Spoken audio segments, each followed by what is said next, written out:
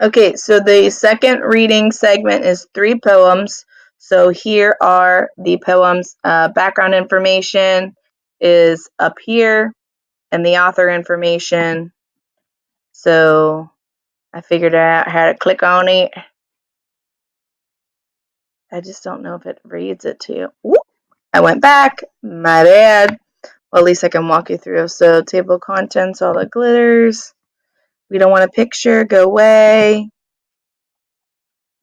Hello.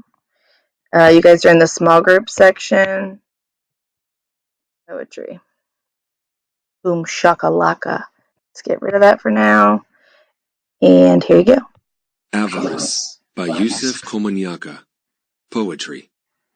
Background.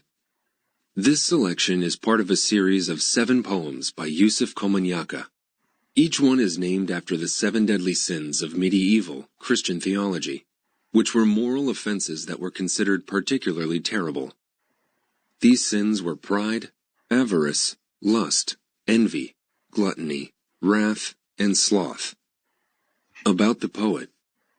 Yusef Komanyaka, born 1947, grew up in New Orleans, where he was strongly influenced by the local culture, including blues, jazz, and the Creole-influenced speech patterns of the city's inhabitants. As a young man, Komanyaka served his country in Vietnam, and some of his best poems focus on this time, capturing both the physical and psychological toll of the war. Avarice by Yusef at her work. By offenses that were considered avarice. As a young man, Komanyaka served his country in Vietnam, and some of his best poems focus on this time, capturing both the physical and psychological toll of the war. Avarice by Yusef Komanyaka. At 6, she chewed off the 7 porcelain buttons from her sister's christening gown and hid them in a Prince Albert can.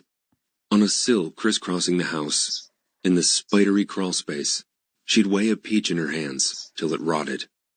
At 16, she gazed at her little brother's June bugs pinned to a sheet of cork, assaying their glimmer till she buried them beneath a fig tree's wide, green skirt.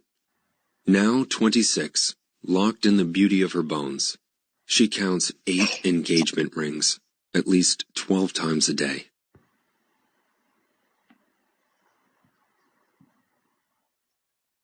So there's the copyright for that, so I didn't get in trouble. Okay, let's see how much time I have. Can I get this in? Let's give it a whirl. The Good Life by Tracy K. Smith. Poetry. Background. The good life is a stock phrase that can be traced back to the ancient Greek philosophers Epicurus and Aristotle. They both developed theories about what it means to live a good life, and explored whether such a life would involve happiness, moral righteousness, wealth, useful work, or something else entirely. About the poet. Tracy K. Smith, born 1972, teaches creative writing at Princeton University. Prior to that, Smith held a prestigious Stegner Fellowship at Stanford University. In 2012, Smith won a Pulitzer Prize for her book, Life on Mars, which describes a futuristic world that nevertheless has a great deal to say about current times. The Good Life by Tracy K. Smith. When some people talk about money, they speak as if it were a mysterious lover who went out to buy milk and never came back. And it makes me nostalgic for the years I lived on coffee and bread, hungry all the time, walking to work on payday like a woman journeying for water from a village without a well, then living 1 or 2 nights like everyone else on roast chicken and red wine. Alright, so I have to do the third one because I only have like 30 seconds on a different part. So hers will go.